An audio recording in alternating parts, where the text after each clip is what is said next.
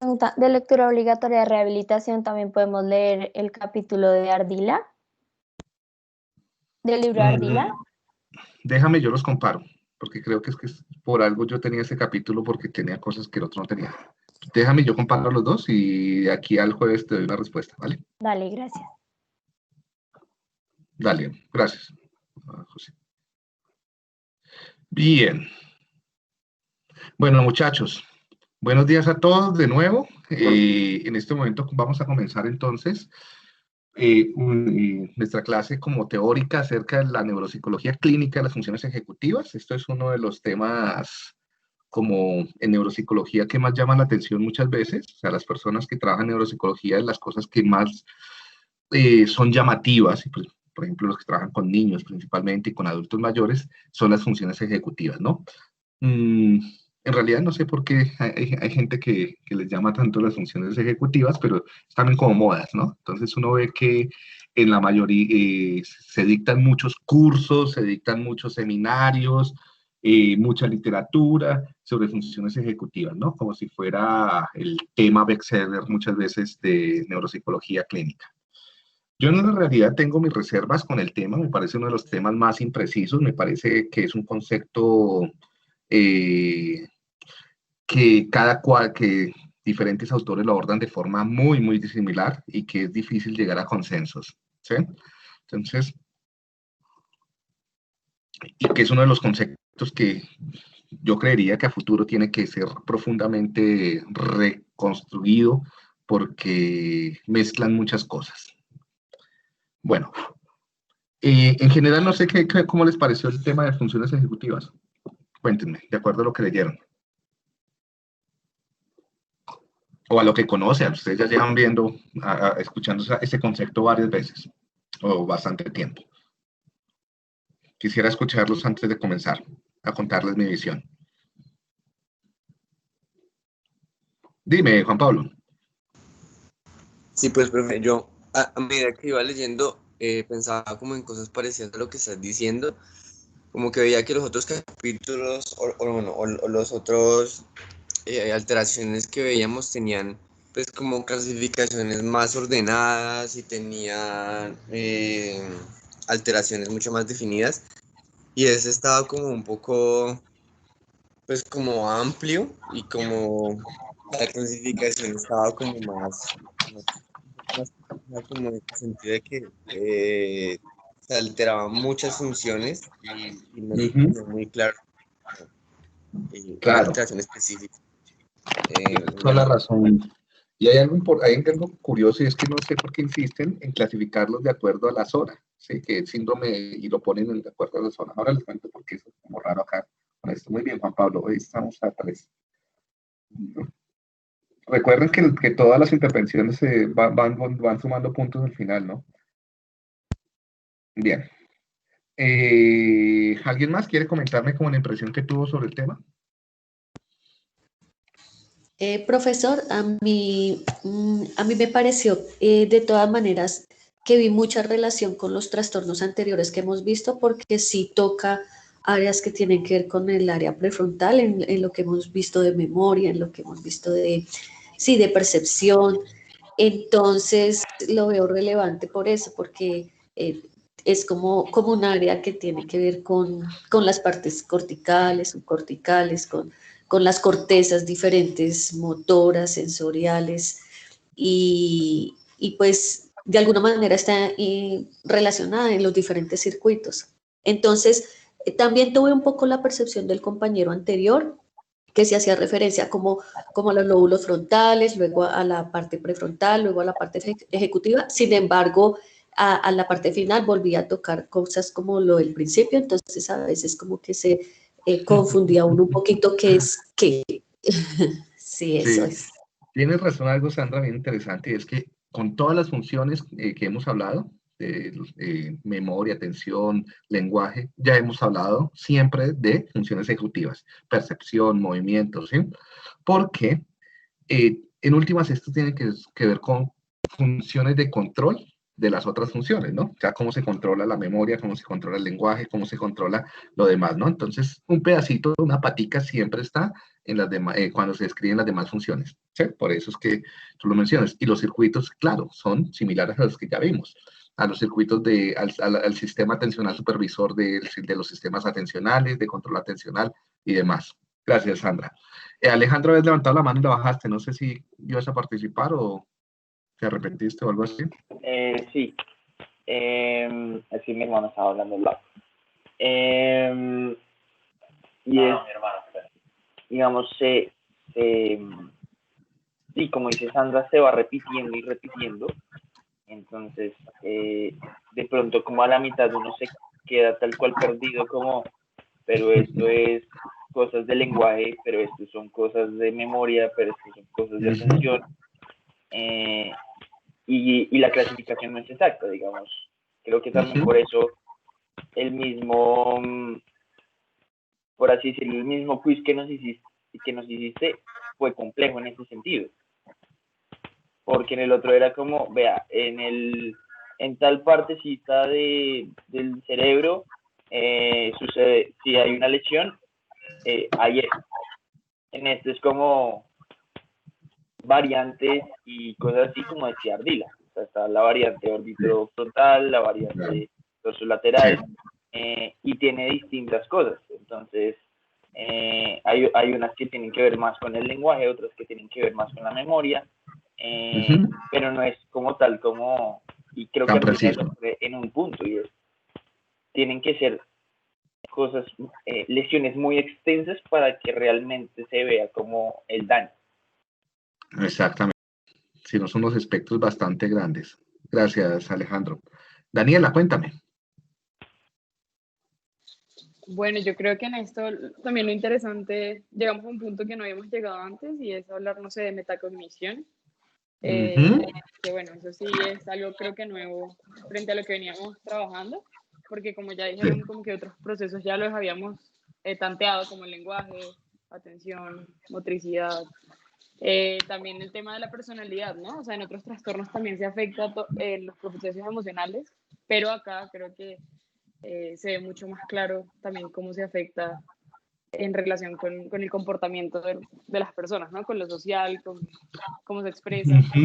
Entonces creo que eso también sí, Daniela, que se agrega aquí en este capítulo. tocas algo interesante, y es que, bueno, hay unos componentes acá ejecutivos que también van a conllevar alteraciones conductuales, emocionales, ¿no? Que nosotros como que ese es un problema de casi toda la neuropsicología, que se centra demasiado en lo cognitivo y descuidan tanto los aspectos socioafectivos.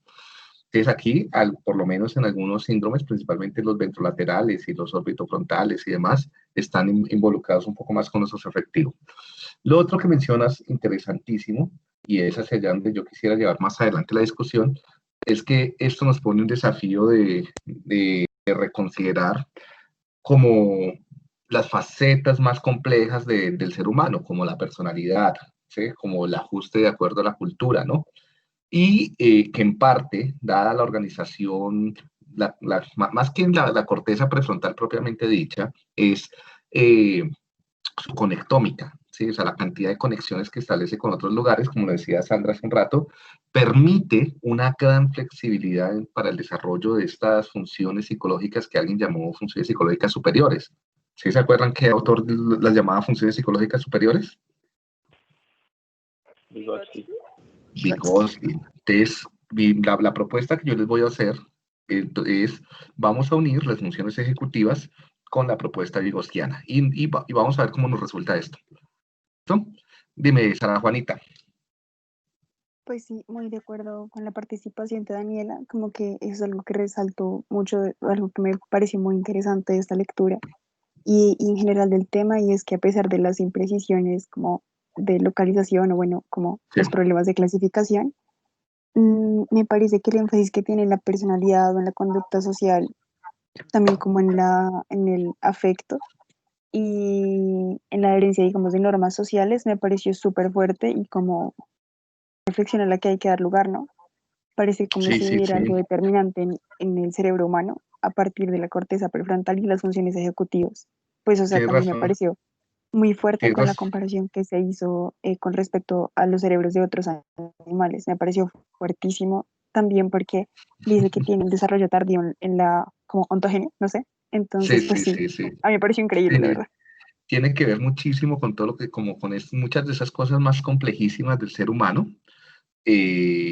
como ajustarse a las normas sociales, ¿no? Eso no es fácil y eso es gran parte del éxito evolutivo de la especie humana y es que puede generar instituciones y nosotros nos podemos afiliar a esas instituciones cumpliendo como la normatividad de las instituciones, ¿sí? Sí, Que otros animales pues no lo logran. Y en parte ya vamos a ver un poco por qué. Eh, y el origen tardío pues es porque es el resultado de un extenso periodo de socialización y la escuela, el colegio, la familia se ve reflejado en el desarrollo de todas estas redes, ¿sí? Tan complejas, para que podamos asumir pues las reglas de cada una de las sociedades. Y en las patologías psicológicas, en la mayoría de las patologías psicológicas, muchas veces de alguna forma están implicadas las redes, las funciones ejecutivas. Sí, yo creo que por eso es que les gusta tanto a las personas este tema. Entonces, en casos de clínica, es por ejemplo trastornos de fobias, trastornos de estrés postraumático, trastornos de control de la ira, del estrés, la violencia intrafamiliar, de alguna forma siempre tocan el control, la autorregulación, ¿sí? El ajustarse a los demás, el poder cumplir las normas de la sociedad o de la familia o del grupo, lo que sea, ¿vale? En niños, adolescentes, conductas de rompimiento de reglas, comportamientos sí, total. de atención, oposicionista desafiante. Entonces, siempre hay una implicación de las funciones ejecutivas. Entonces, la función ejecutiva no solamente es algo que se compromete en la mayoría de los problemas psicológicos, sino que también es un objetivo, es un target. Por medio de las funciones ejecutivas logramos la rehabilitación. Gran parte de las técnicas que se usan en las diferentes escuelas o ramas de la psicología clínica o cualquier rama de la psicología para la intervención se basan en la metacognición, en el automonitoreo, en las consignas, ¿sí? En poderse decir a uno mismo cosas, ¿cierto? Todo esto es funcionamiento ejecutivo, ¿sí?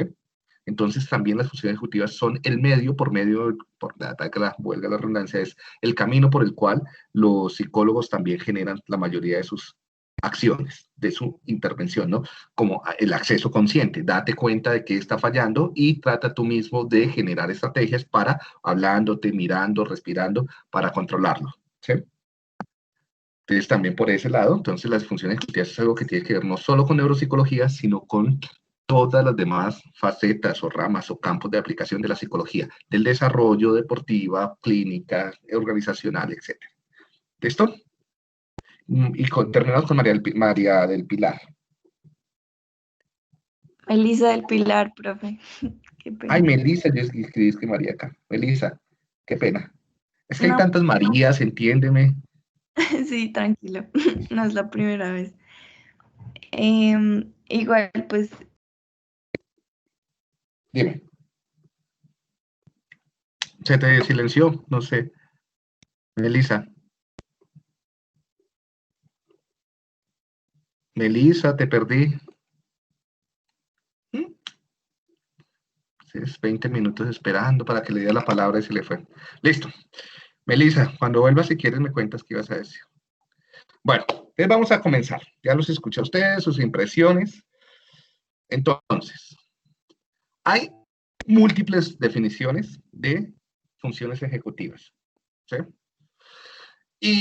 Y por lo general, esto se concibe como un concepto sombrilla, ¿sí? Un concepto global, un saco en el cual se introducen diferentes procesos, funciones, fenómenos que se han estudiado en psicología, ¿sí?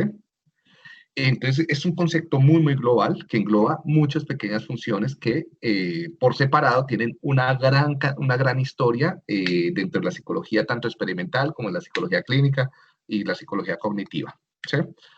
Entonces, y estas funciones tienen algo en común, O sea, todo lo que está en ese saco debe tener algo en común, ¿sí? Algunos tratan de resaltar su componente cognitivo, yo no resalto tanto que sean funciones cognitivas, ¿sí? Ahora ya les cuento qué es lo que yo resalto. Otros hablan de que son procesos arriba-abajo. Bueno, eso sí es interesante, es que todas las funciones ejecutivas son procesos arriba-abajo.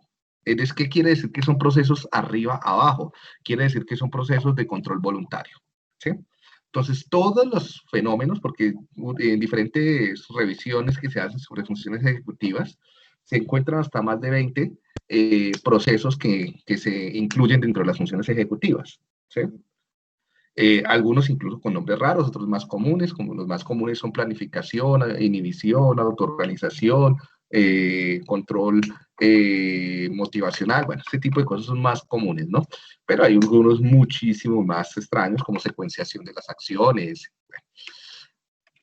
Entonces, ¿qué tienen en común todo lo que diferentes autores introducen dentro del saco de funciones ejecutivas? Y es que son procesos que permiten un control arriba-abajo, es decir, un control voluntario de cualquier tipo de conducta o pensamiento o función emocional, afectiva, cognitiva, ¿sí? O sea, de cualquier tipo de función humana que pueda ser susceptible de ser controlada a través de un proceso voluntario, se puede llamar función ejecutiva, ¿sí? Cualquier tipo de fenómeno de este tipo. ¿Y qué implica que sea un proceso voluntario? Explícito. A ver, ¿qué tienen en común todos los procesos voluntarios? Alguien que me cuente. Que requiere ¿Lenguaje? energía. Hay varias personas hablaron. ¿Quién dijo lenguaje? Yo, profe, Sara, Juanita, Cruz. Dale. ¿Y Juan Pablo qué fue lo que dijo? Que no te alcanzó a escuchar. Que requiere energía o no, o gasto energético y Bien, las dos cosas son ciertas. Entonces, uno, sí, y nunca le ha pensado por el gasto de energía, pero sí, es cierto. ¿Y por qué tienen y además otra cosa, son más demorados? Sí, todos los procesos voluntarios toman un poquitico más de tiempo, tiempo tanto en suceder en tiempo real, ¿sí? O sea, más o menos todos los procesos voluntarios aparecen a partir desde un estímulo clave hasta que comienza la conducta voluntaria, o incluso la acción, la actividad cerebral voluntaria alrededor de 600 milisegundos. Sí, o sea, casi un segundo tardamos en tomar una decisión voluntaria. ¿Sí? Y eso lo tardamos porque hay que integrar bastante información y esa integración de información hace gasto de energía, ¿no? Entonces, son procesos, si quieren, yo no he hecho esta lista acá en la diapositiva, pero pueden hacerla. Todos los procesos voluntarios, uno, son procesos que tardan más en suceder en el tiempo, en tiempo real. Dos, tardan más en aparecer en la ontogénesis, ¿sí? Porque requieren la conexión entre áreas globales. ¿Sí? Tres, requieren la integración de información que es procesada que es distribuida mejor. ¿Sí? Hago una diapositiva y voy haciendo la lista. Ya que creo que eso es interesante, esa discriminación de qué es lo voluntario, porque es algo que se usa en psicología todo el tiempo, ¿no? Entonces, rasgos del procesamiento voluntario. Y esto, pues, esto va a estar también atravesado en todo lo que hacen los psicólogos, porque hay un sesgo incluso en la psicología, ¿no? En la psicología hay una tendencia y es a inclinarse por trabajar sobre el procesamiento voluntario, ¿no? Como que las personas adquieran la capacidad de regular por sí mismas su conducta. Esto es una ilusión en algunos tiempos, ¿no? Y esto no funciona todo el tiempo. O sea, en algunos momentos el procesamiento involuntario es más importante y trabajar sobre él como psicólogos debería ser una meta, pero eso pocas veces se hace. Solamente en algunas técnicas muy esporádicas utilizamos como objetivo el procesamiento no involuntario. ¿Sí? Bueno, entonces, lo primero que dijimos es que el procesamiento voluntario es mediado por el lenguaje, lo dijo Sara, ¿no? Esto es lo que lo va a hacer lenguaje. Esto es lo que lo va a hacer voluntario. ¿Sí? Entonces, es un procesamiento mediado por el lenguaje y muchas veces pues es mediado por frases o consignas que se aprenden socialmente Hay alguien que te enseña cómo es que, qué es lo que tienes que decir en contextos específicos e históricos. Entonces, esas frases que usamos, ese lenguaje que usamos para hablarnos, se aprenden digamos, en la escuela, con los compañeros, con la familia, ¿sí? En grupos específicos, y esto le sirve a uno después como un entrenamiento, que son, en últimas, son artefactos que se usan socialmente. ¿Ya ven un poco dónde va apareciendo Vygotsky? Todos los componentes voluntarios tienen esta característica, ¿sí? Y es que están mediados por frases o consignas que uno se dice y le permiten acceder, le permiten ganar control. Todos los componentes voluntarios le permiten ganar control, pero requieren ejercicio, requieren entrenamiento, ¿sí? Entonces son procesos requieren integrar información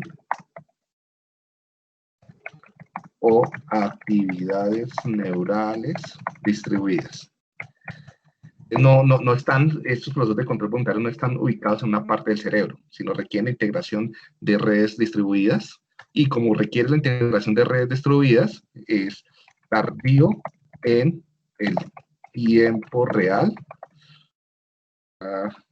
Tardan más de 600 milisegundos en aparecer, y además tardío en la ontogénesis y filogénesis, sociogénesis. Entonces, son procesos que van apareciendo desde la niñez y se van complejizando a través de toda la vida, nunca paran. Que es el momento desde que se adquiere el lenguaje y comenzamos a usarlo para generar redes de control. Primero se hacía control con otras personas, luego se hace control por sí mismo usando la consigna verbal. ¿Qué más podemos decir de todos los procesos de control voluntario? Bueno, Juan Pablo decía, usan más energía, ¿sí? Y generan más entropía también en esto. Y eso lo digo porque si a alguno le gusta todo el cuento de la electroencefalografía, el uso de energía y la generación de entropía se usan como biomarcadores en los nuevos modelos, por ejemplo, de análisis de la señal nerviosa. Y vemos cómo esto puede, por ejemplo, en ciertos síndromes o en ciertas alteraciones, estar pues afectado, ¿sí? Entonces ahí tiene razón. Y por lo que se... ¿Cómo? ¿Energía tipo Arausser? No. Ahí sí me quedo un poquito corto, porque yo sé que cuando se usa acá energía se refiere un poco más a energía tipo entropía, ¿sí? Pero bueno, también requieren un nivel medio de arousal. Y la arousal no es propiamente energía, ¿sí? Por eso un niño con déficit de atención no es que le falte, le sobra energía, ¿sí? Acá el concepto de energía es más en términos físicos, ¿sí? De trabajo realizado, me imagino, por el circuito, en términos de procesamiento de información. Pero ahí sí me quedo corto, sí, ahí sí mis conocimientos en neurofísica es casi eso, una rama de la fisiología, es un poco más corta. Listo. Claro, por la cantidad de neuronas que se están integrando a la red, son muchas más neuronas que se integran para otras funciones, y la cantidad de señalización, es decir, de potenciales postsinápticos que se están involucrando en el procesamiento, sube la intensidad de la energía, ¿no? Y con eso se pueden establecer como mapas topográficos de actividad. Listo. ¿Están claros esos como siete aspectos que acá acabamos de descubrir entre todos y resaltar sobre lo que es el procesamiento voluntario? Entonces, mi propuesta es que todas las funciones que tengan que ver con este procesamiento voluntario se pueden considerar funciones ejecutivas, ¿sí? Y es mejor definirlo así que hacer una lista. ¿Por qué? Porque es que como yo lo estoy resaltando acá, esto es sociocultural, ¿sí? Al ser sociocultural, dependiendo de la cultura, puede cambiar la lista, ¿sí? Porque una cultura puede usar unas funciones y otra cultura puede usar otras funciones para controlarse. ¿Qué pasó? Se me cerró la presentación. Por estarla editando mientras la presentaba. Profesor, Dime, ¿usted dime. ¿usted va a grabar esta clase? ¿Está grabándose? Ah, ok. Gracias. Sí, sí, sí. Sí, a ustedes les debe llegar una notificación de que yo estoy grabando. Y que todo lo que se ha dicho acá es con autorización de ustedes.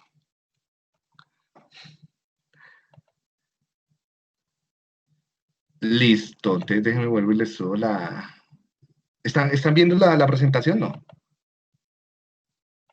Porque se cortó. No, profe, no la estamos viendo. Ya se las pongo de nuevo. Es que no sé por qué, como estaba editando mientras estaba presentándola, hizo error. Bueno, listo. Entonces, lo que les venía diciendo, ¿no? Entonces, para mí, y pues basado en lo que yo he leído y un poco como una reflexión seria que he hecho, y con base en autores incluso no tanto de neuropsicología, esta visión que yo les estoy contando no es la visión ortodoxa de neuropsicología, ¿sí? Pero no riñe, mejor dicho, es una forma como de darle más sentido y no es contradictoria con lo que proponen muchos neuropsicólogos, ¿sí? Entonces, son procesos de control voluntario, ¿sí? Que permiten básicamente controlar al menos 3 a 4 funciones, que permiten generar acceso y control voluntario sobre procesos cognitivos como memoria, atención, praxias, sinosias. También permite generar acceso y control sobre funciones afectivas, emocionales, ¿sí? Como el control de el temor, la ira, la alegría, ¿sí? Sobre el control motivacional, sobre el control motor, inhibir las conductas, y sobre el control social. Bien. Entonces, esta visión es una visión que incluso ya ha sido trabajada por algunos autores y tiene que ver con un poco con el concepto, cómo históricamente surgió el concepto de funciones ejecutivas. Uno de los padres del concepto de funciones ejecutivas es Luria, Alexander Luria. Alexander Luria trabajó con Lev Seminovich Vygotsky. Ellos fueron compañeros cuando Luria estaba iniciando. Sí, igual Vygotsky era muy joven porque Vygotsky murió muy joven. Aquí vemos a Vygotsky, esa fotografía es genial, porque acá está Vygotsky con uno, no es un hijo, no.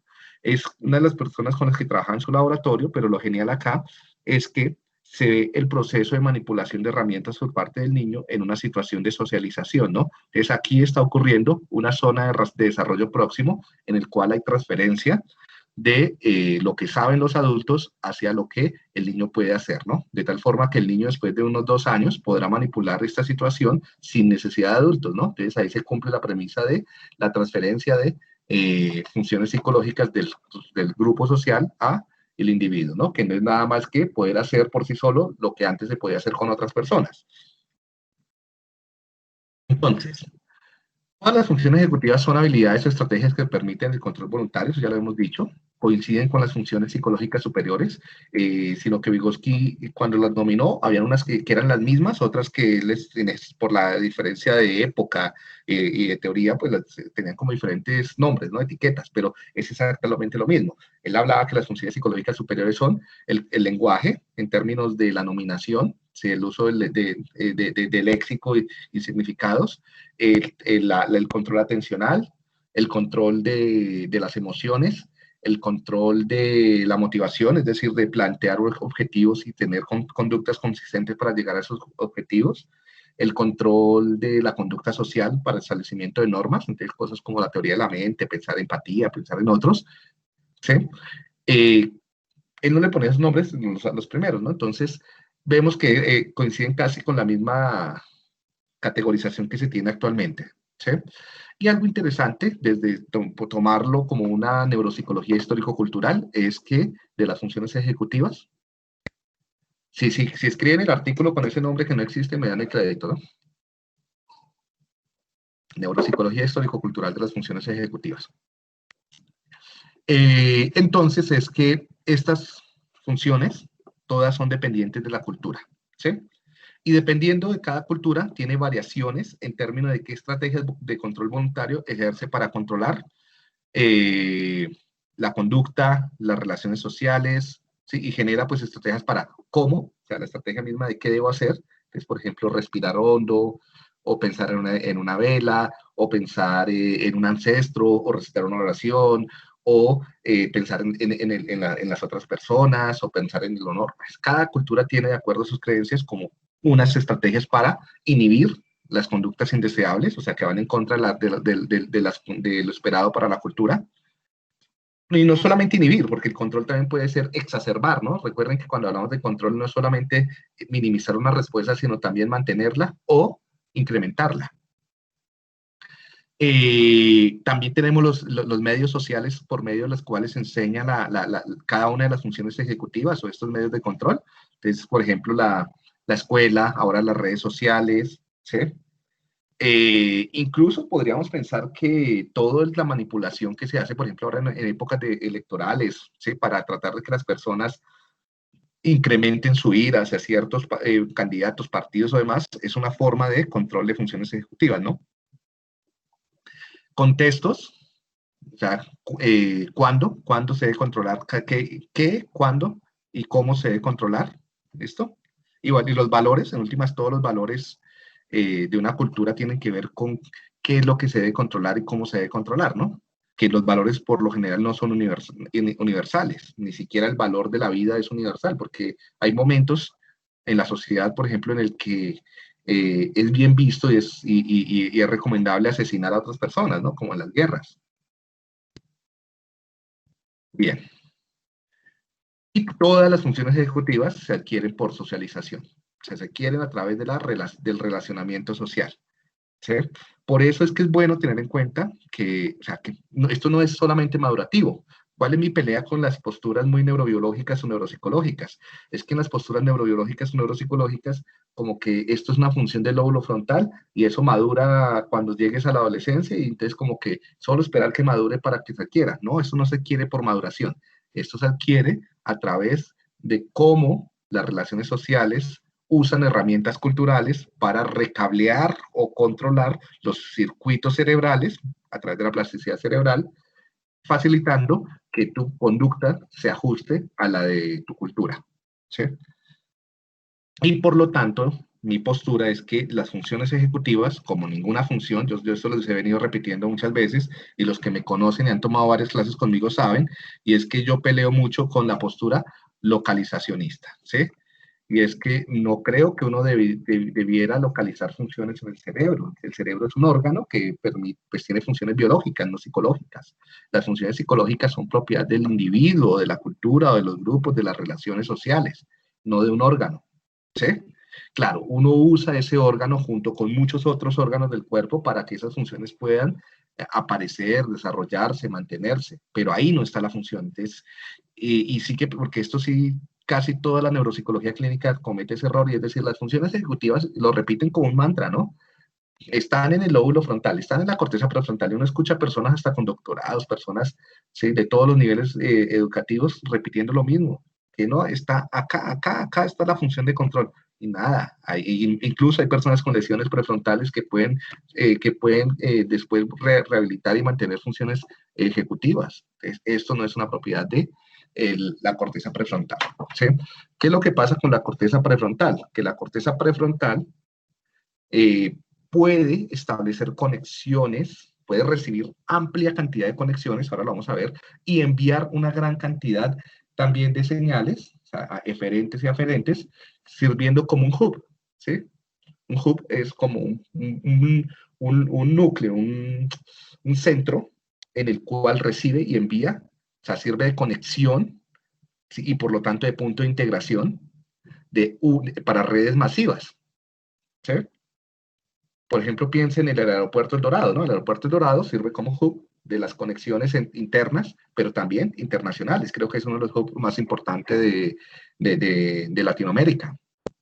Entonces, la conectividad que puede establecer es impresionante. Lo mismo pasa con varias regiones de la corteza prefrontal, ¿no? Ahí llegan muchísimos vuelos y parten muchísimos, lo cual sirve como un medio para hacer conectividad y procesamiento integrado difuso y maleable, flexible, para aprender las reglas sociales. ¿Alguna pregunta hasta acá o alguna duda o algo que quieran comentar sobre esta visión que les estoy contando de las funciones ejecutivas?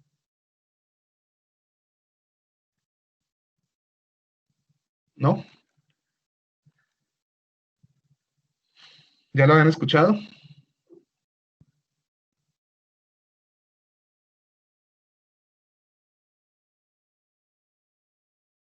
Bien, los perdí. ¿Conocían a este señor? Dime. Pero hay una pregunta ahí. Cuéntame. Digamos, sería, o sea, según la parte sociocultural, no hay una función ejecutiva que sea, por así decirlo, innata del ser humano y que por eso nos hacemos humanos.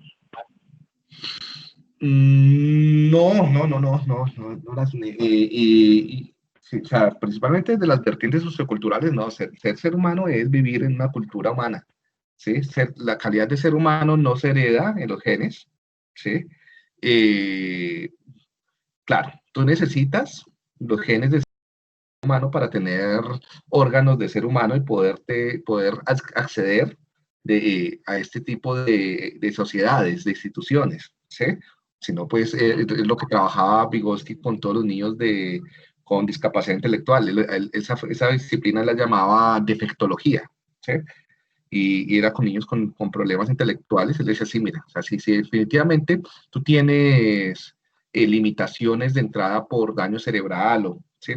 O por alteraciones cromosómicas, genéticas, pues no vas a tener los órganos con los cuales puedas acceder o te puedan transferir la cultura, ¿sí?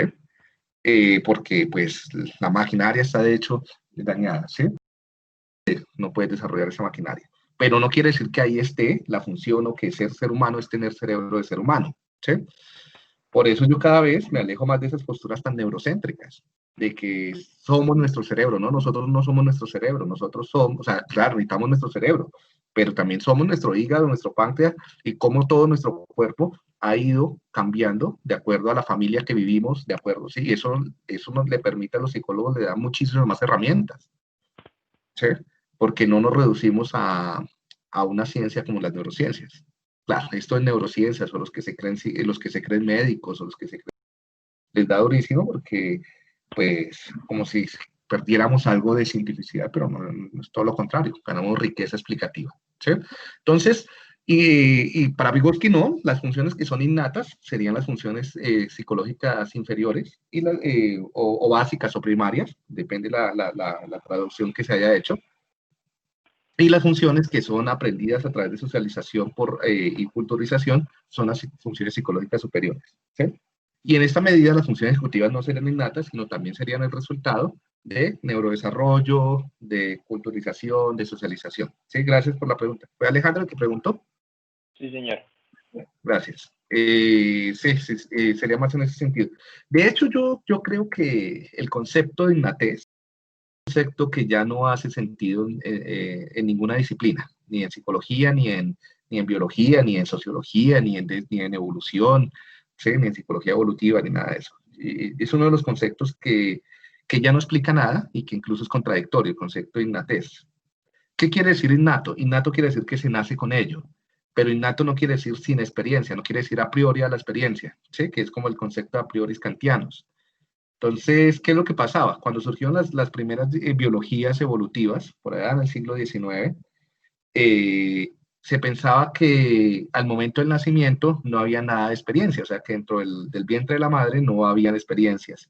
Por lo tanto, se nacía como, o sea, con lo que se tenía al momento del nacimiento eran cosas como a priori, sin experiencia, como que heredadas biológicamente, propiamente naturales, ¿sí? Y era la pelea entre nature, entre la naturaleza y la crianza, ¿sí? Entonces, lo heredado y lo aprendido. Es que esa dicotomía falsa que nos enseñaron muchas veces en clases de desarrollo. Actualmente esa dicotomía ya no sirve, esa dicotomía básicamente por los trabajos de epigenética, ¿sí? Y es que las experiencias desde antes incluso de que nos engendren, ¿sí? O sea, no hay un punto desde que el ambiente comience a influir y que no. Entonces, cuando tú naces, las funciones que tengas en el momento de, nacimiento, de nacer también fueron funciones desarrolladas a partir de la interacción entre el ambiente y tus genes. ¿Sí? Y si te vas hacia atrás, nunca vas a encontrar un punto en el que haya genética o ambiente solamente. Siempre es la relación entre los dos. Entonces, esas dicotomías están mandadas a recoger. ¿Vale, Alejandro? Bueno, entonces es otra discusión. Bien, entonces ya preguntarse, ¿nacen o se hacen? Pues ni nacen ni se hacen, eso ya no tiene sentido preguntárselo en psicología, ni en biología, ni en evolución. Se desarrollan. Bien, pasemos entonces acá. Hay algo importante y es que con lo que yo les he estado tratando de resaltar, desde que lo había mencionado, creo que fue Juanita, y es la importancia del lenguaje. ¿Sí? No sé si han visto esta película. Esto es una serie norteamericana viejísima. Yo nunca la había conocido hasta que vi la película. Es una película que salió el año pasado, a finales del año pasado, 2019, con Tom Hanks, que es como Mi Buen Vecino Roger, algo así, o En un Buen Vecindario, en A Beautiful Neighborhood, como un vecindario hermoso. ¿Alguien la ha visto? No. ¿Uno? A Beautiful Day in the Neighborhood. Es la película. Es muy, muy, muy buena película. ¿Sí? Yo les recomiendo muchísimo. Les recomiendo muchísimo que la vean. En un segundo.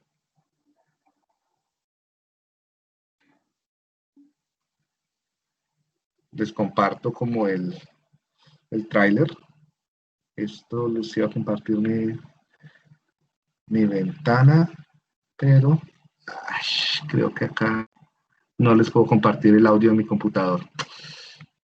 No. Les voy a dejar simplemente el enlace y después ven ustedes el tráiler.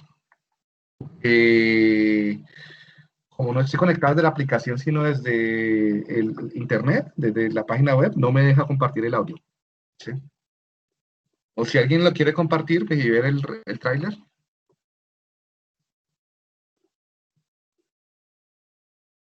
Con el audio. Bueno.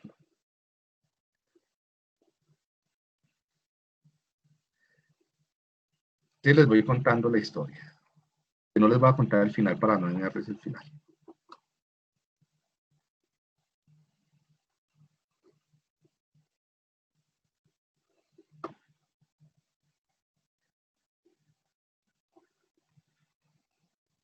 Entonces, esto es un programa norteamericano, como tipo Plaza Sésamo, ¿sí? Donde este señor, que es Fred Rogers, él trabajaba como con unas marioneticas, ¿sí? Y era un programa para niños, ¿no? Y la película cuenta una historia a donde le van a hacer una entrevista a él, ¿sí? Y el tipo que lo va a entrevistar pues era muy escéptico sobre todo lo que hacía este señor, ¿no? Y pensaba que este tipo, entonces pensaba que todo era como actuando, ¿sí? O sea, que lo amable que él era, como le hablaba a los niños, ¿sí? No era más que una actuación. Y pues conociéndolo, esto le sirve a él como también un viaje de vida, ¿sí? Donde él mismo va aprendiendo a conocerse y a lidiar con sus traumas de la infancia. Entonces, básicamente, esto es una película que tiene mucho que aportar a psicología, ¿sí? Y principalmente a psicología infantil o a psicología del desarrollo, si les gusta, ¿sí? De cómo entender el desarrollo del pensamiento y cómo a través del desarrollo del pensamiento y de conocernos a nosotros mismos, pues se van desarrollando las emociones y el control emocional. Este señor tiene un papá, no sé si lo muestro por acá, que es con el que ha peleado todo el tiempo. Y bueno, el señor pues como que va a morir. Bueno, este pedazo es buenísimo porque todos cantan la canción de la serie, que es buenísima la canción, ¿sí? Bueno, entonces, cuando el señor está como a punto de morir, nadie quiere hablar sobre el hecho de que va a morir el papá del que hace la película, ¿sí? Protagonista. Y este man va a visitarlos y les dice, venga, Tengan en cuenta que cualquier cosa humana es susceptible de ser mencionada, es susceptible de poder ser puesta en palabras, ¿no? Y todo aquello que es mencionable puede llegar a ser controlado. Y esto es una regla de oro para la psicología en sí misma, en la psicología clínica también. Y es que todo lo que puedas ponerlo en palabras es pensable o se puede llegar a controlar, ¿sí? Y es la función del lenguaje en la cultura, y es la función del lenguaje en la transmisión de la tecnología y demás, ¿no? ¿Por qué es que hemos acumulado tanta tecnología a la humanidad? Pues básicamente a través del uso del lenguaje, la transmisión de las frases y demás, lo cual genera control sobre nosotros mismos, sobre la naturaleza, en ciclos de crecimiento dialéctico, ¿no? El materialismo dialéctico. Y aquí yo no tengo que hablar de nada cognitivo, de representaciones, de nada por el estilo, ¿sí? Todo es la palabra como una herramienta, ¿no? Porque la palabra es una herramienta física. La palabra no es símbolo, la palabra no es representación simbólica, es algo físico que manipulamos, escribiéndola o diciéndola, moviendo las moléculas de aire, ¿sí? Entonces, la palabra es un artefacto humano, ¿sí? Bueno, el cuento de la historia, para no dañar la película, si la quieren ver, la súper recomendada la película, es que pues todos después comienzan a hablar y eso les hace que hagan mejor la transición de todo el dolor de estar perdiendo a un ser querido. ¿Listo? Y entonces la palabra la usamos como sonido, como signos visuales, ¿sí? Son herramientas físicas. Su uso permite manipular objetos, ¿sí? Los objetos que les damos nombre, esa es la importancia de ponerle nombre a las cosas, incluso de ponernos nombre a nosotros mismos. Cuando algo tiene un nombre, esto adquiere una realidad física y lo podemos controlar en diferentes momentos. Entonces, la importancia también de nosotros aprender nuestro propio nombre, ¿sí? O sustantivos para las personas, ¿sí? Y podemos entonces acceder al control sin necesidad de manipular estos objetos directamente, manipulando su léxico, manipulando el sonido de la palabra con el que nominamos el objeto. O sea, yo puedo decir, quiero a mi mamá sin necesidad de ir a darle un abrazo, simplemente pensando, usando la frase, ¿no? Usando los sonidos. Aplica las funciones psicológicas, entonces, aplicadas las funciones psicológicas, las palabras mentalistas, como memoria, atención, querer, desear, actuar, ¿sí? Todas las palabras que refieran a la conducta, ¿sí? Me permiten acceder al control de la conducta, ¿sí? O sea, te dicen no robar, robar es una palabra que se refiere a un conjunto de conductas y al agregarle el no, entonces tú ya generas un freno inhibitorio, claro, con entrenamiento. Y por lo tanto, hablar o escribir sobre lo que se piensa, se siente o se desea, se convierte en una función ejecutiva, ¿sí? Y genera control. Por eso es la importancia también siempre en rehabilitación de hablar, escribir, ¿sí? O sea, usar los artefactos simbólicos. El lenguaje. Y en clínica, los que les guste clínica verán más adelante la importancia de usar diarios o de visualizar o de poder plasmar en algo manipulable el comportamiento. Por ejemplo, en tablas, en frecuencias, en diarios de campo, en diarios de la conducta. ¿Sí? Bueno, eso es por un lado, lo primero que quería contarles sobre funciones ejecutivas y como su relación con la postura vygotskiana. ¿Sí? ¿Hasta ahí alguna pregunta?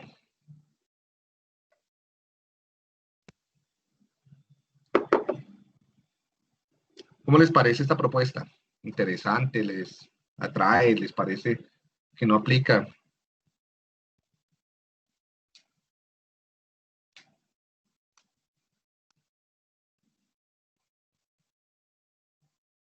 ¿Ninguno quiere opinar?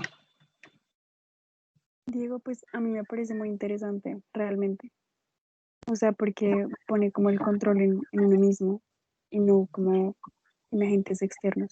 Y eso me parece muy, muy valioso, sobre todo por medio del lenguaje.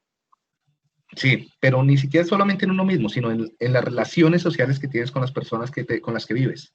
Y eso le da un potencial terapéutico diferente, porque Incluso la terapia ya no debería centrarse solamente en el paciente, sino en el grupo de personas con las que esa persona convive o se relaciona, y es la forma como esa persona puede volver a ganar el control de sí mismo.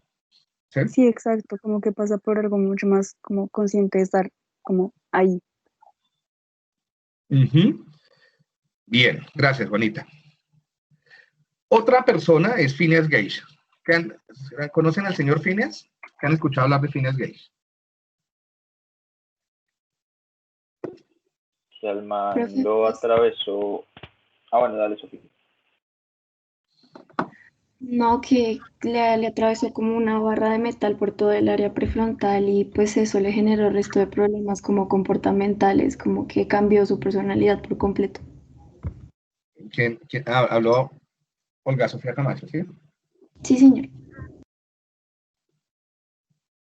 Bien, dime, Melissa.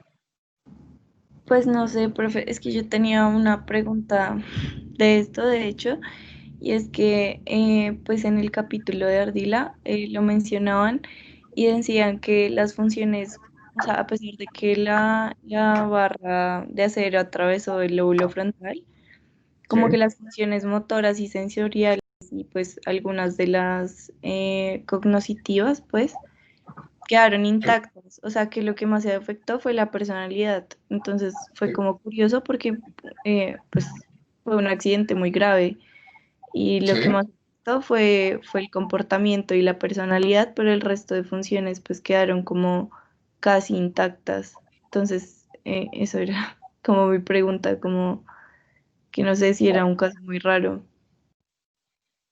Sí es un caso extremadamente raro. No es frecuente que una persona sobreviva a un trauma tan grande y más en esa época. ¿Sí? Esto fue en 1840, si no estoy mal. Y en y pues con el desarrollo médico era menor, ¿no? Actualmente es más frecuente, hay personas que tienen lesiones prefrontales grandes, dependiendo del tipo de lesión. Si son lesiones, ¿cuál fue la ventaja? O sea, si son lesiones, por ejemplo, con disparos o con traumas o sea, la ventaja es que la barra, creo que no, como fue una explosión, cauterizó también muchos vasos sanguíneos y no hubo tanta pérdida de sangre ni tantas lesiones.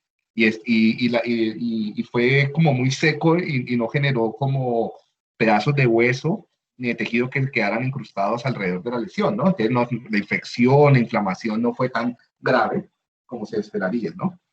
Eh, Uno pensaría algo parecido con un proyectil, ¿no? Un proyectil que puede atravesar el lóbulo frontal, y esos han dado miles de casos de personas que tienen lesiones por proyectiles y que tienen lesiones también similares y los perfiles son muy diferentes. Uno nunca va a encontrar perfiles idénticos. En neuropsicología nunca vas a encontrar dos casos con con la misma alteración por la misma lesión, ¿sí? Y más si es la corteza prefrontal que es tan plástica. La corteza prefrontal es algo muy, muy, muy plástico. No hay dos personas que tengan la misma conectividad prefrontal, ¿sí? Entonces, cómo se van a ver reflejado esto en sus alteraciones, el curso de la enfermedad, es bastante, varía bastante. Bien. Eh, Eso por ese lado.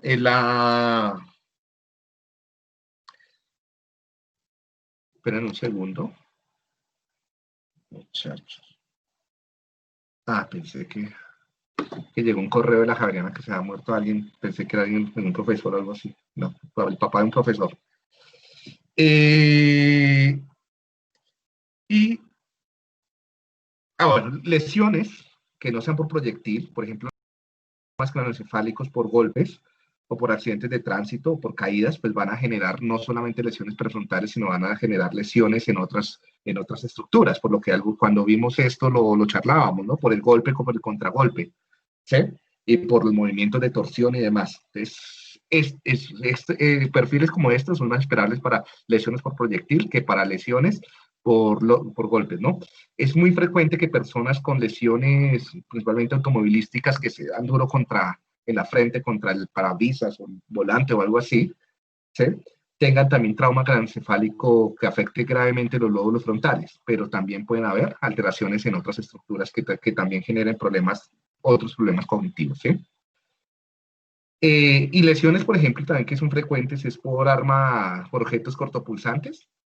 El problema es que esto no solamente genera lesión focalizada en la corteza prefrontal, sino que también genera inflamación global porque deja muchas esquirlas y también deja abierto el tejido, ¿no? Entonces es difícil que también. Entonces, mi respuesta sería, estos perfiles sí se han presentado muchos, pero principalmente con lesiones por proyectiles.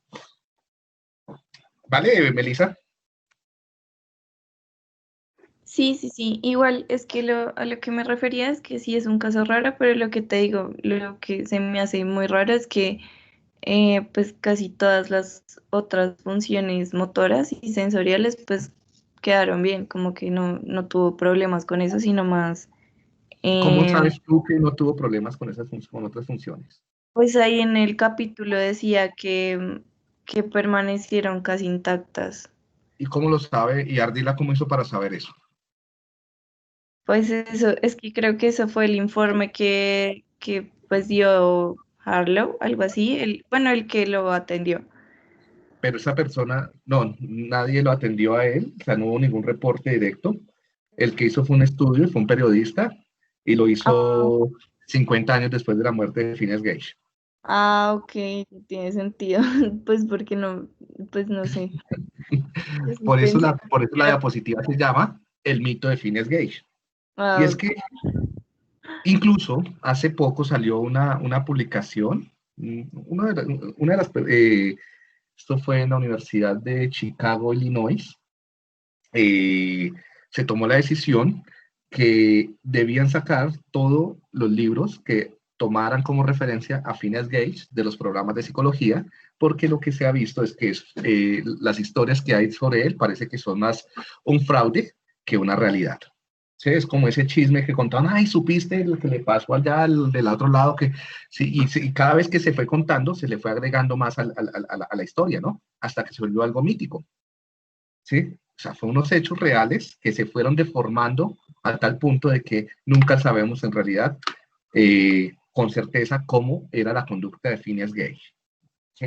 Pensemos que fue en 1840 y algo, en el que no había neuropsicología, en el que no habían buenos registros médicos y no tenemos una historia clínica de Phineas Gage real.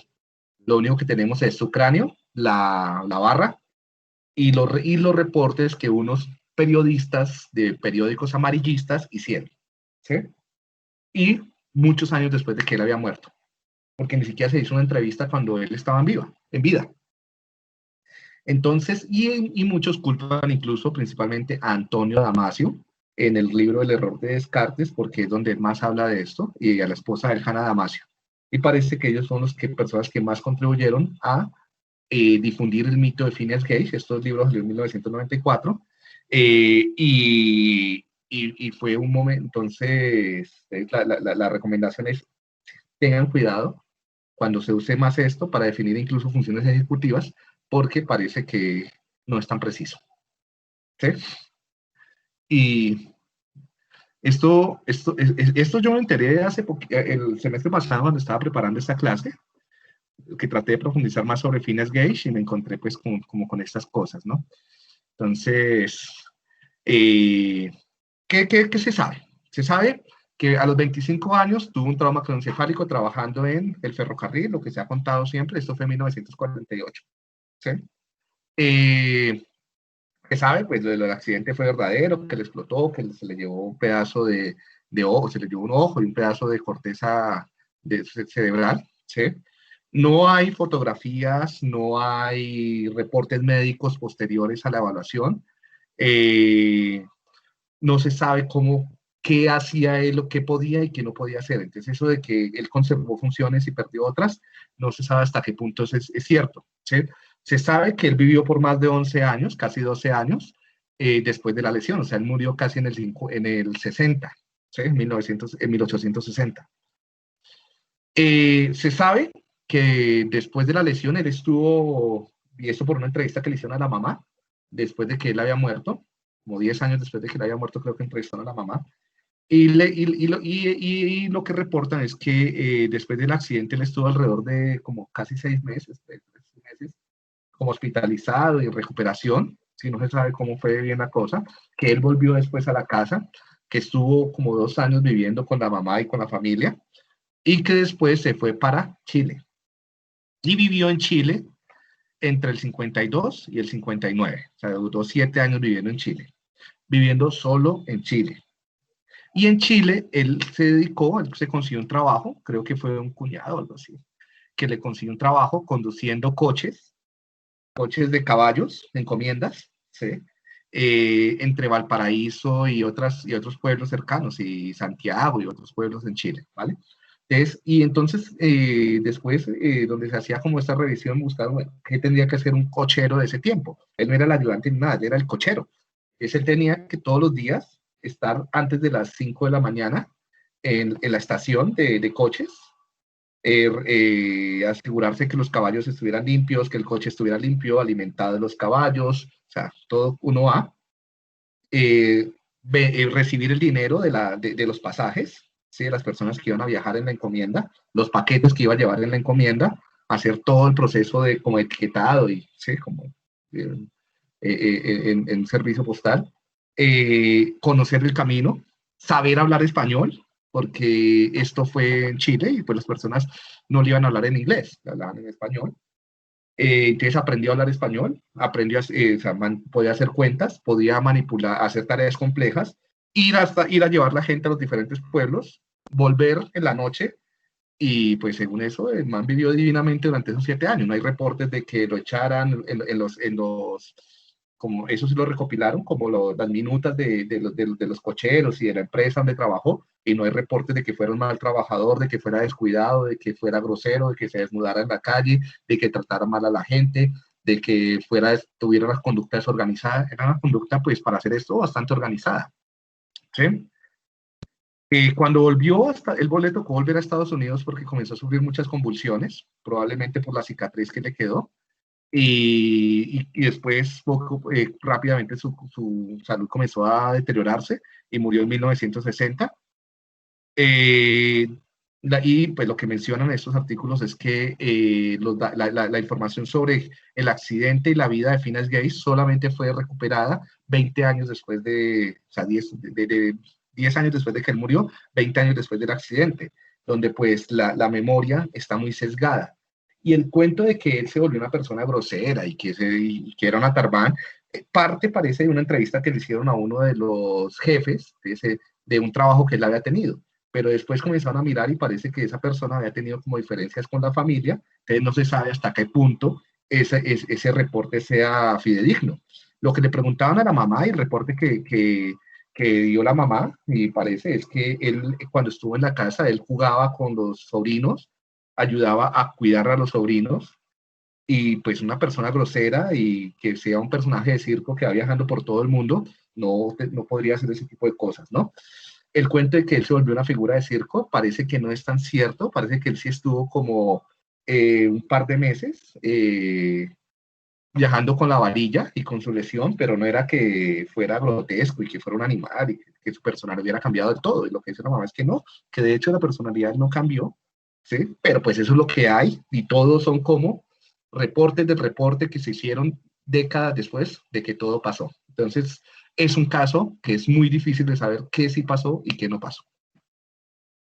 Sí, esta es como la lección de Phineas Gage, ¿sí? Y entonces lo que hay que tener cuidado es porque muchos usaron este tipo de información para decir, mire, la corteza prefrontal es el asiento de las funciones de la personalidad, y el que tenga una lesión ahí entonces va a cambiar su personalidad. No, la personalidad no está en la corteza prefrontal, y la mayoría de las personas con lesiones prefrontales no necesariamente cambian su personalidad, ¿sí? Igual todos cambiamos nuestra personalidad, sino que no nos damos cuenta. Sí, o sea, tenemos como una ilusión de que nuestra conducta es más o menos estable a través del tiempo, pero si ustedes se conocieran ustedes mismos de hace 10 años, o pues, ustedes son jóvenes, ¿no? Sí, en 20 años se darán cuenta de que son personas muy diferentes. Bueno, entonces, como algunas conclusiones, no hay evaluaciones psicológicas confiables sobre Phineas, no hubo ninguna evaluación de memoria, atención, razonamiento, ni nada, entonces no sabemos qué pasó antes o qué pasó después. Los libros han creado ficciones para defender sus teorías. En algunos libros, incluso en algunos artículos, a esto se le ha llamado como el gran embuste yankee, literal, así le dicen, como el gran embuste yankee en inglés, ¿sí? Y pues es más como que pues, se hizo más para vender libros. ¿Sí? ¿Qué podemos decir? Pasó el accidente, se rehabilitó, llevó una vida funcional, aprendió nuevas tareas, incluso un idioma nuevo como el español. No hay evidencias de cambios en su personalidad. Y los reportes de la mamá parece que era una persona normal, sociable, ¿no? Pero igual pues era la mamá. Entonces va uno a saber. No es, bueno, entonces otras cosas. Uno, no es posible determinar los cambios globales por la lesión. O sea, esta es la lesión, esto es los conectomas y las áreas que se afectaron, ¿sí? A partir de esto y los cambios evolutivos, pues, después de esto, el neuroplástico, no sabemos en realidad cómo cambió su conducta. Esto no debe usarse para mantener interpretaciones frenológicas, ¿sí? Como que la personalidad está en la corteza prefrontal, entonces todo el que tenga una lesión en la corteza prefrontal va a tener lesiones de la personalidad porque hubo una persona que tuvo una lesión en la corteza prefrontal y tuvo lesión y cambio de personalidad, ¿no? Que es como las interpretaciones circulares y tautológicas sobre lóbulos frontales, ¿no? ¿Cómo sabemos que en la corteza prefrontal tiene que ver con la personalidad? Porque una persona que tuvo una lesión perdió esto. ¿Y cómo lo sabes? Ah, no lo sé, pero entonces es que muchas personas dicen que lo perdió y entonces se forma el círculo que no tiene que ser así necesariamente. Lo más probable es que en todos nosotros, y por eso el concepto también es tan difuso y la localización es tan difusa, es que esto es una de las zonas más plásticas a lo largo de la vida. O sea, cómo se organiza localmente y cómo se organiza globalmente las conexiones de la corteza prefrontal es enormemente plástico. No hay dos conectomas exactamente iguales, locales y globales, ¿sí? Porque responden a lo que tú has vivido en la cultura que tú lo has vivido y con las experiencias particulares, ¿no? Entonces hay que tener cuidado para no estar volviendo a la frenología de Gall, ¿sí? Ahora con este tipo de cosas. Y teniendo en cuenta que esto es muy plástico, ¿no? Hay personas que se pueden recuperar muy bien, hay personas que no tanto, eso lo vamos a ver un poco más en rehabilitación. Y más cuando son lesiones anteriores. Para entenderlo un poquito más, vamos entonces con la organización conectómica de la corteza prefrontal. Dime, Carolina. Diego, sí, es que quería como mencionarte algo que pues, hace mucho más interesante lo que estás diciendo, que no puede ser como algo determinista. Sin embargo, en clases como en Norma y Ley nos mencionaban como la neuropsicología forense, que ha tenido muy en cuenta aspectos como la agresión y la violencia, y pues hace muy relevante como que mencionaban partes como la corteza prefrontal y amígdala y otras Sí, partes, pero sí, también claro. mencionaban como incluso estudios, como que decían que la mayor actividad en las áreas subcorticales en el lóbulo temporal como que aumentaba la predictibilidad de las personas con tendencia a asesinos o personas predadores. Pero si ahora mencionas como que hay mucha influencia del ambiente o relaciones sociales, pues hace mucho Sí. más complejo ser determinante como castigos o normas que se puedan aplicar a estas sujetos, o pues sí. Sí. Mira, yo ¿qué les sugiero? Yo les sugiero, cuando ustedes tengan que hacer interpretaciones de todo esto, uno, tengan cuidado con los estudios de caso. Porque los estudios de caso único son casos únicos que pocas veces, o sea, que es difícil que se repitan de la misma forma, ¿sí? Como el de Phineas Gage. Dos, traten de revisar, traten de leer o de ver qué se ha hecho sobre revisiones sistemáticas, ¿sí? Y traten de ver si hay estudios con casos y controles. Que en neuropsicología es muy difícil tener estudios de casos y controles, pero por lo menos revisiones sistemáticas, ¿sí? Entonces, claro, lo que tú dices es algo que desde hace unos 20 años ha tomado fuerza y también es peligroso porque con muchos de los abordajes no jurídicos, sino forenses, no, o sea, a pesar de que aparentan ser científicos, muchos no son tan científicos, ¿no? Uno cree que eso es CSI y muchas cosas no, o sea, hay incluso abordajes forenses que usan grafología y eso, pues no tiene, o que usan hasta pruebas proyectivas con niños, eso, cuando, pues, actualmente eso se ha desacreditado muchísimo desde las teorías que lo sustentan, ¿no? Entonces, algo que se ha pasado, y más se ha fundamentado con Hollywood y con Hannibal Lecter y la vaina de los psicópatas es que es que es posible encontrar biomarcadores de los asesinos en serie, de las personas, y que entonces uno de los marcadores cerebrales de las personas son daños frontales y entonces comienza, y eso se va acumulando, porque yo he visto, hay documentales y documentales que se ven súper interesantes y buenísimos, y uno va a ver la información con la cual fue hecha estos documentales, los estudios que los hicieron, y son estudios de caso o estudios metodológicamente cuestionables, ¿sí? Entonces, esa relación entre daño prefrontal y conducta psicopática o sociopática, ¿sí? O asesinato, es bastante débil y yo les sugeriría, tómenla con pinzas, ¿sí? No todas las personas con lesiones prefrontales van a llevar, o no hay, como tú decías, no hay un determinismo, pero cuando hacen estudios con grupos grandes, cuando se hacen estudios de revisiones sistemáticas, no se encuentran relaciones estadísticas tampoco significativas, ¿sí? ¿Por qué es eso lo que les estaba diciendo? La corteza prefrontal no es el freno inhibitorio, eso es una red general que incluso hay personas que pueden generar freno inhibitorio con lesiones prefrontales grandes o con daños del neurodesarrollo en corteza prefrontal. ¿Sí? Eso responde a muchos otros factores. ¿Sí? Sí, perfecto. Creo que sería como importante como retomar todo eso y como reevaluar todo. Entonces, prácticamente muchos aspectos importantes, tanto jurídicos y también como de la psicología. Claro, tienes toda la razón. Y es algo que hay que tener cuidado para no caer en estereotipos, en este caso estereotipos clínicos, o estereotipos jurídicos forenses. Exacto, porque precisamente eso nos decían en clase, como conductas antisociales o, sí, parecidos a ellos, son como, decían elementos de riesgo que se deberían tener en cuenta. Entonces, sí, creo que sería importante. Sí, sí, pero también hay, por ejemplo, estudios con lesiones en la corteza parietal que comprometen el procesamiento moral, o lesiones en la corteza cingulada posterior que comprometen ponerse en el lugar del otro. Entonces, hay una gran cantidad de cosas, además de la corteza prefrontal. O sea, ¿qué es lo que no deberíamos hacer? Mirar una resonancia magnética y decir, uy, no, esta persona tiene una disminución en el grosor cortical, eso, prefrontal, entonces, fijo, es un psicópata. O fijo, es un asesino en serie. Ese tipo de cosas son las que hay que tener cuidado. ¿Por qué? Porque uno lo ve en programas como Juegos Mentales, como los documentales de Discovery, como los documentales de Nat Geo, y eso se ve lindísimo, ¿no? Y le muestran a uno el caso. Tal persona mató a tantas, y cuando murió, miraron su cerebro y tenía una lesión. Eso no sabemos si con los demás pase lo mismo, ¿sí? Entonces, hay que tener simplemente cuidado. Bueno, gracias, Caro. Y creo que, digamos, como dices, digamos, las disfunciones ejecutivas en sí tienen digamos, el problema el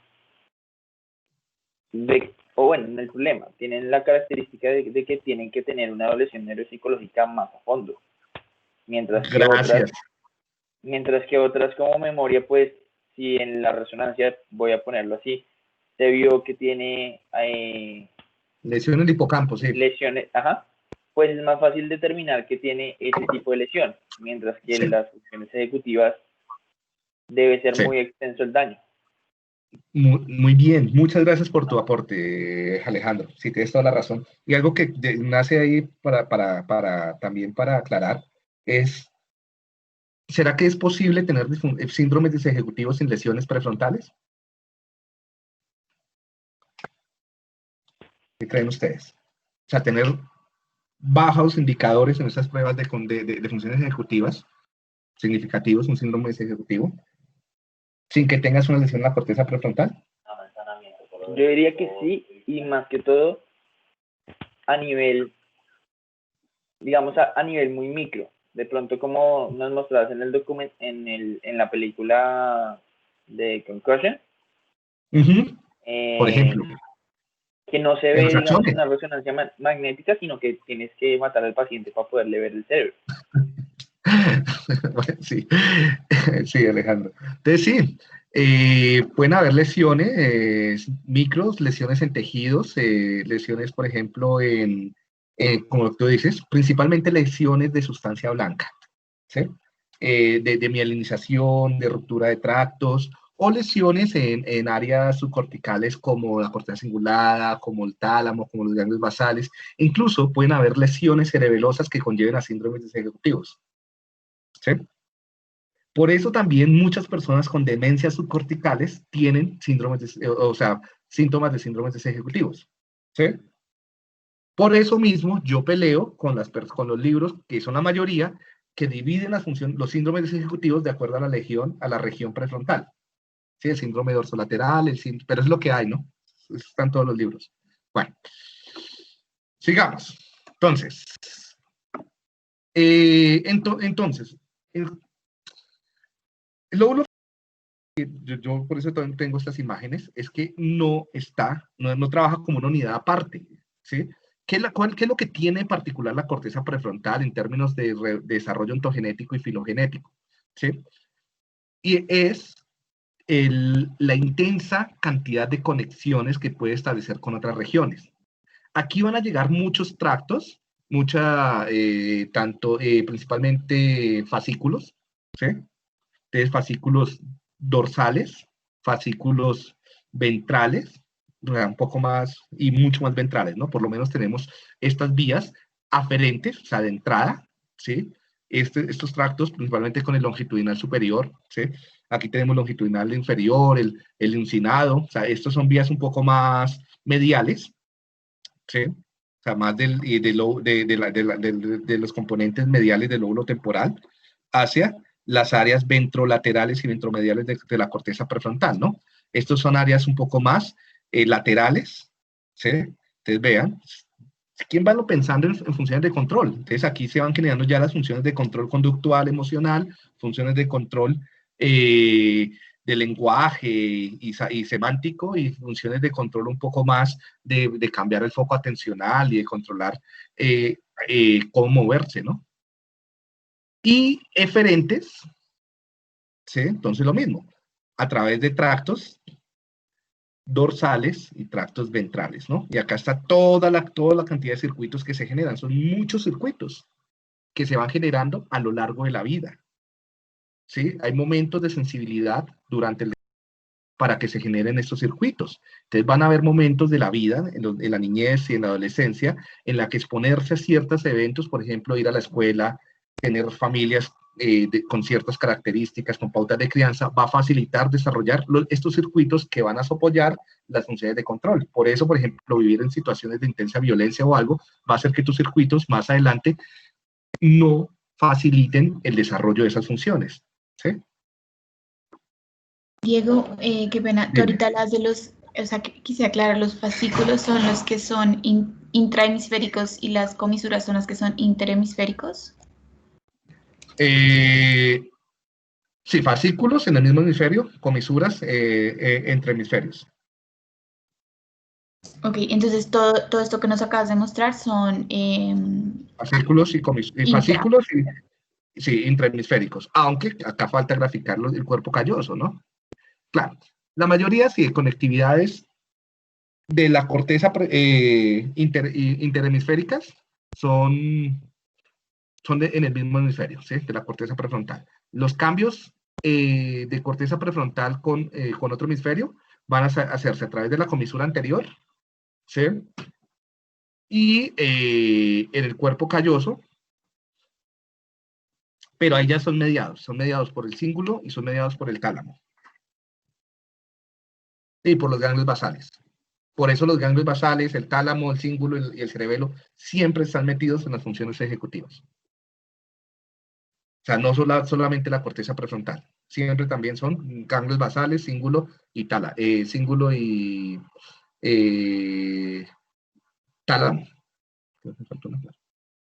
Bien, veamos entonces la organización. Tenemos la corteza prefrontal anterior o polo frontal, algunos lo llaman, ¿sí? Tenemos la corteza prefrontal dorsolateral y tenemos la corteza prefrontal ventrolateral. Algunos también lo dividen con las áreas de Brodmann, ¿no? Que es histológica, pero esa división yo les decía que ya casi no se usa. Eso es como BA9, BA10, BA8, ¿sí? BA6. Y por último, la corteza orbitofrontal. Ellas establecen altísimas conectividades internas y también con otras regiones.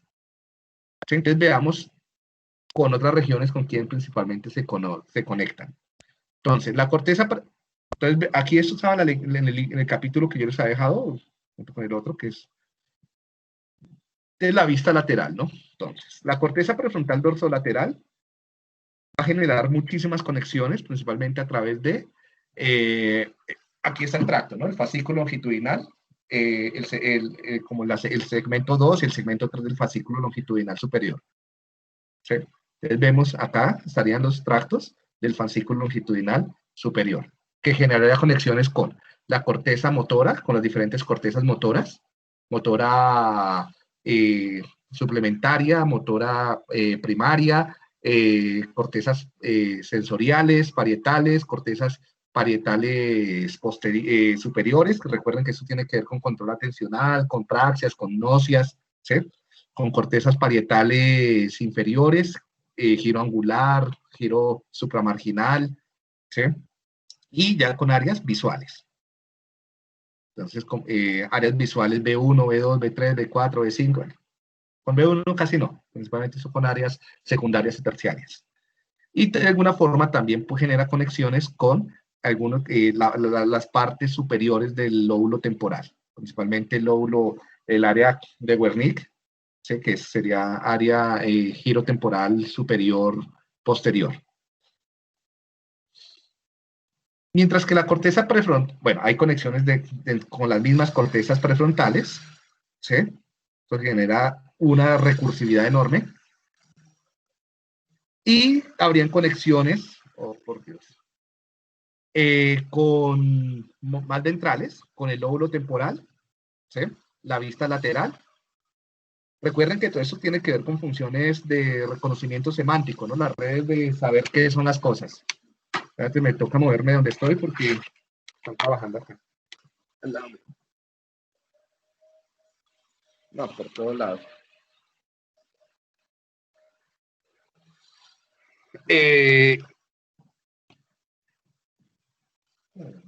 Un segundo.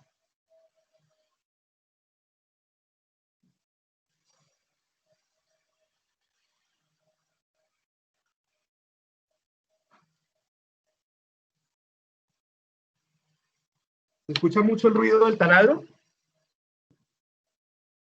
No. ¿No? No se escucha el bueno. fondo. No, creo que no. Voy a ver si con los audífonos se escucha menos, porque yo lo escucho todo. ¿Me escuchan? Sí, profe, sí te escuchamos. Bien, espero que con eso aísla un poquito más el ruido. Listo, y con eso también un poco concentrarme. Entonces, ventralmente, entonces tendríamos estos circuitos. Entonces, estos son conexiones eferentes y aferentes, ¿no? Principalmente eferentes. Entonces, con esas áreas, todos estos son circuitos relacionados con identificar qué son las cosas, reconocer rostros, incluso también tomar decisiones sociales, atribuir intenciones, etc. ¿Sí? Y esto es a nivel lateral. ¿Sí? A nivel ventral, pues vemos una gran conectividad de estas áreas, esta es la corteza prefrontal dorsomedial, y se va a conectar enormemente con el cíngulo posterior y con el precuneus, y esto va a generar más adelante una red también dentro interhemisférica y con la cara lateral, con componentes polo anterior y el polo temporal y la unión parietotemporo-occipital. O sea, que esas son regiones que en muchas tareas están relacionadas con la teoría de la mente, con la mentalización, con ponerse en el lugar con el otro, ¿sí? Entonces la corteza dorsomedial va a ser una estructura que permite el surgimiento de las funciones relacionadas con el yo y con los demás. Y la heteroconciencia, saber quiénes son los demás y saber quién es uno. ¿Sí? Y esto pues tiene que ver con todo, ahora que Carolina lo mencionaba, se ha relacionado bastante con, a nivel forense y demás, con el pensamiento moral, saber, o sea, porque muchas veces la moralidad implica ponerse en el lugar del otro y sentir los dolores ajenos, ¿no? Entonces, para poder cumplir las normas. No solamente porque lo dice la norma, sino porque te duele que el otro sufra, ¿no? Es todo este componente dorsomedial está relacionado mucho en eso, pensar en los demás. La corteza prefrontal ventromedial y orbitofrontal, toda esta parte, tiene conexiones abundantes y extensas con el sistema límbico, con la amígdala, con el complejo amigdalino, con los ganglios basales ventrales, con el núcleo accumbens, ¿sí? Con las áreas septales. Por eso es tan importante para inhibir o para controlar, porque no solamente inhibir, sino también implementar, o sea, para controlar el funcionamiento fisiológico emocional, ¿sí? Cosas como por ejemplo poder intensificar la tasa cardíaca durante una situación de ansiedad o disminuir la tasa cardíaca del sistema simpático durante una situación de ansiedad, ¿no? Que es lo que aprendemos, que durante ciertas situaciones amenazantes tenemos que disminuir, controlar, mantener, dependiendo de lo que exija la situación y cómo lo hayamos aprendido, ¿sí?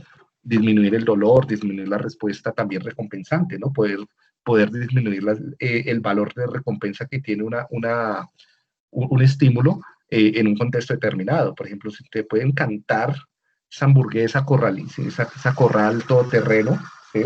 Pero si tú dices, no, hoy no porque me prometí que nada, la dieta, no puedo, ¿sí? Entonces, y te la ponen al frente, poder pensar en otras cosas, ¿sí?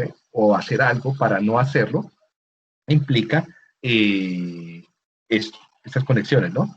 Entonces, no pecar, ¿sí? O sea, que le quita el valor de refuerzo. Esto me dice, no, ni más, ni miércoles, con esta persona no vuelvo a caer, ¿no? Y te llama y te escribe, y poder decir no implica conectividad de la corteza prefrontal ventromedial hacia el núcleo accumbens para poderle restar valor de refuerzo. Es decir, no, valgo yo más, vale más mi dignidad que lo que usted me pueda dar, ¿sí? Entonces, cuando aprendes a usar esas palabras, le estás quitando valor del refuerzo al objeto de deseo y por lo tanto adquiere aplazamiento de refuerzo o control de la recompensa, ¿sí?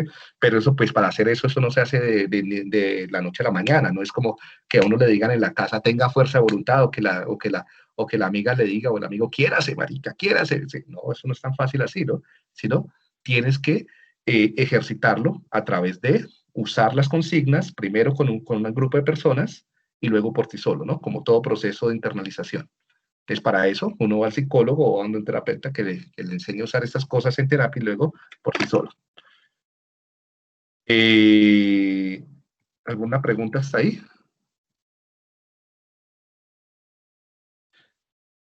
Aquí les pongo más de las conexiones mediales, que es la intensa cantidad de conexiones mediales. Por ejemplo, esto facilita enormemente controlar la atención durante una tarea de competencia, por ejemplo, como tipo Stroop, ¿sí? Estos circuitos.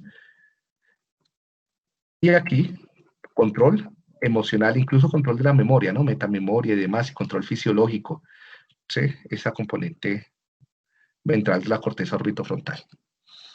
Aquí están todos los tractos, ¿sí? Entonces el tracto uncinado, esto sería a través del tracto uncinado, ¿sí?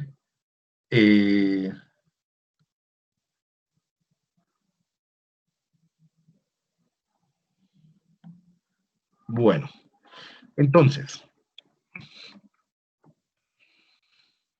yo les voy a proponer una división de funciones ejecutivas un poco diferente a la que han visto en la mayoría de la literatura. Entonces, yo les voy a proponer que dividamos las funciones para meter toda esa cantidad de funciones ejecutivas, que las dividamos en control cognitivo, ¿sí? Y estos sean los circuitos de control cognitivo. Vamos a ver cada una. En control afectivo-conductual, en control atencional, bueno, inhibitorio, esto sigue siendo lo mismo. Están por colores, si se dan cuenta, tiene un código de color. Ah, no, mentira, no tienen un código de color. Yo pensé que le voy a poner a la diapositiva un código de color para que la separemos. Control cognitivo, control inhibitorio afectivo-conductual, pero acá sí tiene otro color. Control social, y control motivacional, ¿vale? Listo, después lo vamos a ver con más cuidado el jueves. Y entonces lo que yo les voy a pedir, muchachos, es que de aquí el jueves Cada una de estas diapositivas tiene unos enlaces. Acá en clase, pues no vamos a poder hacer todos los jueguitos. Es para que por favor los hagan en la casita, ¿sí? Entonces, y me cuenten. Entonces, por ejemplo, acá hay dos juegos, uno de Torre Hanoi, uno de Torre Londres. Yo creo que todos han jugado Torre Hanoi, ¿sí? Entonces, por favor, entren y jueguen con todo. O sea, esto hacía parte de un taller, pero no les voy a poner más talleres porque nos queda muy poquito tiempo y no quiero como fatigarnos. ¿Listo? Entonces, por favor, entren y hagan las torres, jueguen con estas torres. Ejercicios de fluidez verbal, pueden hacerlo con sus familias, sí, es muy simple, evaluar la fluidez verbal, pueden coger una letra, que es por ejemplo la L, y le dicen a alguna persona que les diga todas las palabras que pueda, que comiencen con esa letra, y que trate de no repetir las palabras ni que sean como derivados, ¿no? ¿Sí? De que no va a decir ladrón, ladroncito, ladronzuelo. No, o sea, que sean diferentes palabras. Y simplemente escriben cuántas palabras dicen en un minuto. Puede ser con letras frecuentes, L, M, P. ¿Sí? Esto ya lo hemos hecho. Flexibilidad cognitiva. Y de flexibilidad cognitiva, por favor, entren al enlace y jueguen con las tarjetas de Wisconsin. Si quieren, pueden jugar con sus familiares y demás.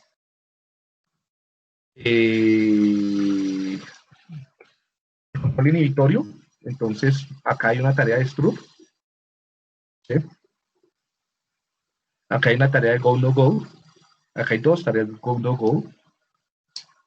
Entonces, por favor, también entren o sea, a las que puedan, no tienen que hacerlas todas, las que más les llamen la atención, simplemente para que podamos charlar en clase y ustedes sepan a qué me estoy refiriendo, ¿no? Tareas de cartas de Iowa, estas también son bien interesantes, que son como juegos de póker. Y bien. Entonces, ¿alguna pregunta, muchachos, ya para ir cerrando el día de hoy?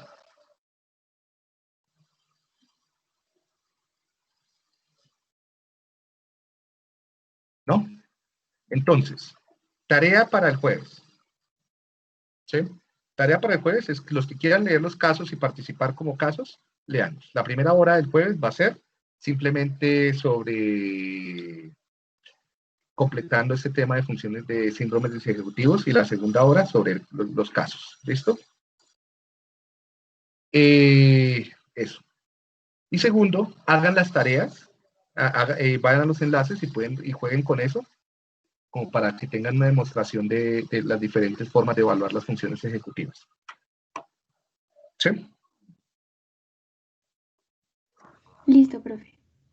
Bien, entonces, igual los casos no los tienen que leer todos, los que quieran participar, ¿no? Los demás sienten y jueguen, qué chévere. Igual lo que les dejo son jueguitos.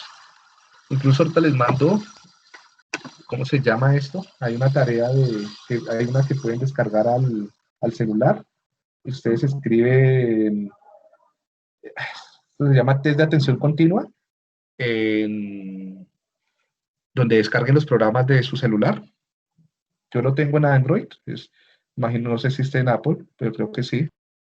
Y también pueden descargarlo para que, igual creo que hay muchos de estos de los que yo les estoy dejando, de Stroop y demás, que están ya también como aplicaciones de celular. ¿Sí? Bien. Y entonces el jueves les explico bien cómo resolver dudas sobre cómo se aplican, para qué sirven, qué me están explicando, y ya para que ustedes sigan allá descrestando a sus conocidos. Listo, muchachos. ¿Alguna otra pregunta antes de irnos?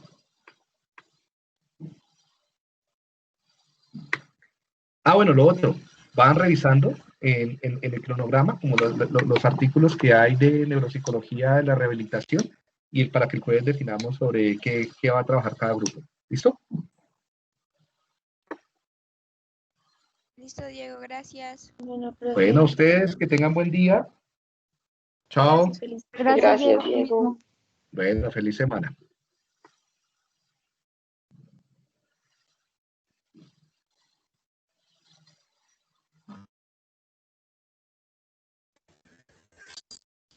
Diego.